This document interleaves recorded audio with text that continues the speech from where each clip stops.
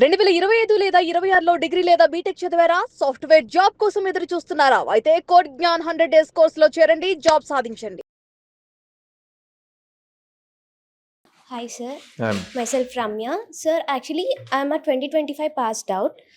అంటే ఇప్పుడు అందరూ అంటున్నారు లైక్ ఏఐ వస్తుంది, జాబ్స్ పోతాయి. ఫస్ట్ జాబ్ పోవాలంటే మనకి జాబ్ రావాలి కదా సార్. సో ఫస్ట్ థింగ్ అందరూ mostly 25 passed out or 24 and 26 passed out ఉన్నారు. అంటే ఆల్మోస్ట్ 1 ఇయర్ జాబ్ ట్రై చేస్తూనే ఉంటారు. మేము ఇక్కడికి వచ్చి ట్రై చేసే ముందు చాలా ట్రై చేసాం. లైక్ ఏటీఎస్ రెజ్యూమ్స్ అంటున్నారు, అన్ని ఫాలో అయ్యాం, జేడీ ఫాలో అవుతున్నాం. బట్ బయట చాలా వేకెన్సీస్ వస్తున్నాయంట. రీసెంట్గా కూడా ఇన్ఫోసిస్ వచ్చిందన్నారు. బట్ మా ప్రొఫైల్స్ అన్ని ఫాలో అయినా ఎందుకు షార్ట్ లిస్ట్ అవ్వట్లేదు? బట్ అట్ ఏ టైం బయట వాళ్ళకి జాబ్స్ వస్తున్నాయి. How it's possible sir? అంటే మేమేమైనా మిస్టేక్ చేస్తున్నామా ఆర్ వాట్ ద థింగ్? బయట వాళ్ళకి జాబ్స్ వస్తున్నాయి అంటే ఆన్ వాట్ బేసిస్? అంటే sir like in the sense చూడాలంటే 2025 ఉన్నారు. మేము కొన్ని కాలేజెస్లో వస్తున్నాయి వాళ్ళకి, కొన్ని కాలేజెస్లో రావట్లేదు. బట్ స్కిల్స్ అంటే నేను కంపేర్ చేసింది నా ఫ్రెండ్ వేరే కాలేజ్లో ఉంటే నాకన్నా స్కిల్స్ కొంచెం తక్కువ ఉన్న తనకు వచ్చి ఉంటుంది. అదే నేను అప్లై చేస్తే నా షార్ట్ లిస్ట్ కూడా అయ్యి ఉండదు. బట్ రెజ్యూమ్ కూడా బాగానే ఉంటుంది. అంటే అక్కడ జాబ్స్ వాళ్ళకి ఏమైనా రిఫరల్ బేసిస్ వస్తుందా, లేకపోతే మాకు మిస్టేక్ జరుగుతుందా? మాకు అర్థం కావట్లేదు. జాబ్స్ పాయింట్లో కాలేజ్ బేస్ చేసి మాట్లాడితే గనక it again depends on college. So కాలేజ్కి ఉన్న రెప్యుటేషన్, మీరు ఏ కాలేజ్లో చదివారు, అండ్ ఆ కాలేజెస్ ఆ కంపెనీస్తో ఎలా టైఅప్ అయినాయి. ఫర్ సపోజ్ ఇన్ఫోసిస్ ఉంది, విప్రో ఉన్నాయి, ఇవి అన్ని కాలేజెస్కి వెళ్ళవు. వాటికి కొన్ని ఎంపానల్మెంట్ అని చెప్పి ఉంటుంది. వాటిల్లో మీ కాలేజ్ ఉంటేనే అవి వెళ్ళి అక్కడి నుంచి హైరింగ్ చేస్తాయి. అది ఒక పద్ధతి, కాలేజ్ లెవెల్ పద్ధతి. వన్స్ కాలేజ్ అయిపోయింది, బయటకు వచ్చారు, బయటకు వచ్చాక ఎలా హైరింగ్స్ జరుగుతాయి అన్నది చూస్తే గనక ఏటీఎస్ ఇవన్నీ ఏంటి, ఒకసారి మీ రెజ్యూమ్ అక్కడికి వెళ్ళాక వస్తుంది. దీనికన్నా ముందు మీరు తెలుసుకోవాల్సింది, నేను ఎక్కువ అబ్జర్వ్ చేస్తుంది ఈవెన్ కోడ్9లో జరుగుతున్న మిస్టేక్స్, ప్రతి స్టూడెంట్ కామన్గా చేస్తున్న మిస్టేక్. జాబ్ డిస్క్రిప్షన్ వస్తుంది, స్కిల్ సెట్ ఉంటుంది. స్కిల్ సెట్లో for suppose Python related job ఇచ్చారు, ఆ పైథాన్ పక్కన మళ్ళీ డేటా సైన్స్, డేటా అనలిటిక్స్ ఉంటుంది. అది అబ్జర్వ్ చేయరు. నాది పైథాన్ కదా, ఆడు పైథాన్ ఉంది కదా, లెట్స్ అప్లై, విల్ సీట్, రాయేద్దాము, తగిలిద్దాము, ఇంటర్వ్యూ వస్తుందేమో అని చెప్పి అప్లై చేస్తారు. అలాగా హండ్రెడ్స్ ఆఫ్ జాబ్స్కి అప్లై చేస్తారు.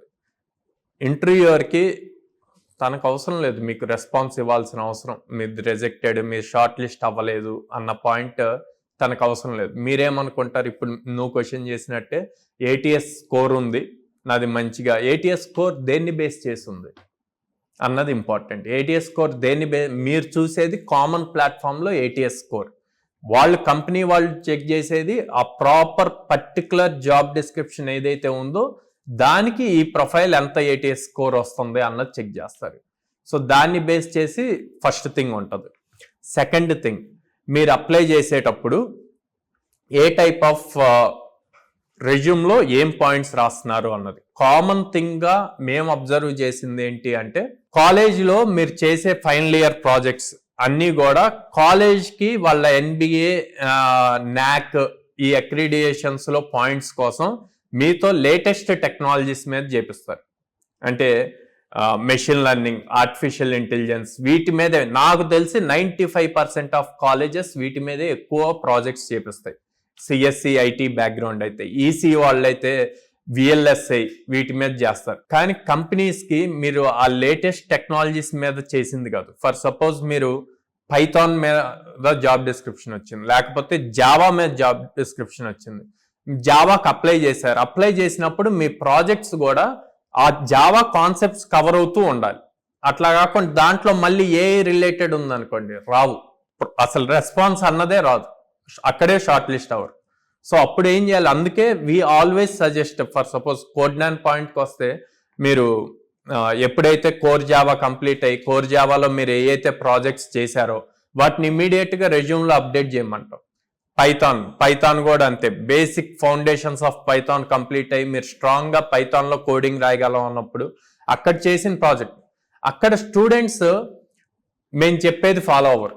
అంటే ఏమనుకుంటాం, అక్కడ మేము చేయించేది చిన్న ప్రాజెక్టే, కానీ ఈ చిన్న ప్రాజెక్ట్ రెజ్యూమ్లో పెట్టాలా, ఈ చిన్న ప్రాజెక్ట్ రెజ్యూమ్లో పెడితే మాది అసలు షార్ట్ లిస్ట్ అవుతుందా అన్న మైండ్ సెట్లో ఉంటారు. పాయింట్ ఏంటంటే అక్కడ మీరు పెట్టే ప్రాజెక్ట్ చిన్నదా పెద్దదా అన్నది కాదు. మీ కాలేజీలో చెప్తారు, మీ కాలేజీ సిఆర్టీ ప్రోగ్రామ్స్లో పెద్ద ప్రాజెక్ట్స్ పెట్టాలి, ఇన్డెప్త్ ఉండాలి అట్లా.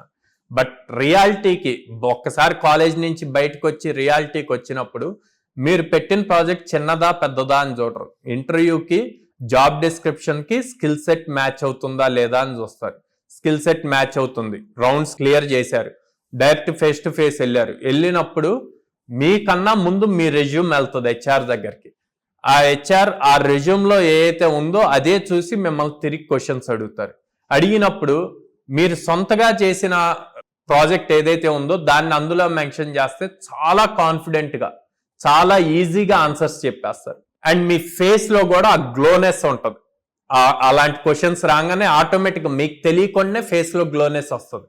అదే ఎప్పుడైతే మీరు చేయని ప్రాజెక్ట్, అంటే కాలేజ్లో 4 members 5 members కలిసి ప్రాజెక్ట్ చేస్తారు, ఆ ప్రాజెక్ట్ మెన్షన్ చేసి దాని మీద క్వశ్చన్, అంటే మీరు ఇన్వాల్వ్ అవ్వని టాపిక్ మీద క్వశ్చన్ వచ్చింది అంటే మీ ఫేస్లో ఇమీడియట్ చేంజెస్ కనిపిస్తాయి, హెచ్ఆర్కి అర్థమైపోతుంది. సో అందుకే మెయిన్ రెజ్యూమ్లో ప్రతి పార్ట్ మనకి తెలిసింది అయి ఉండాలి. మన బాల్ ఎప్పుడు మన కోర్టులో ఉండాలి. హెచ్ఆర్ కోర్టుకి ఇచ్చాము అంటే ఛాన్సెస్ తక్కువ. బాల్ మీ కోర్టులో ఉండాలంటే రెజ్యూమ్లో మీరు మెన్షన్ చేసిన ప్రతి వర్డ్ మీకు తెలిసి ఉండాలి.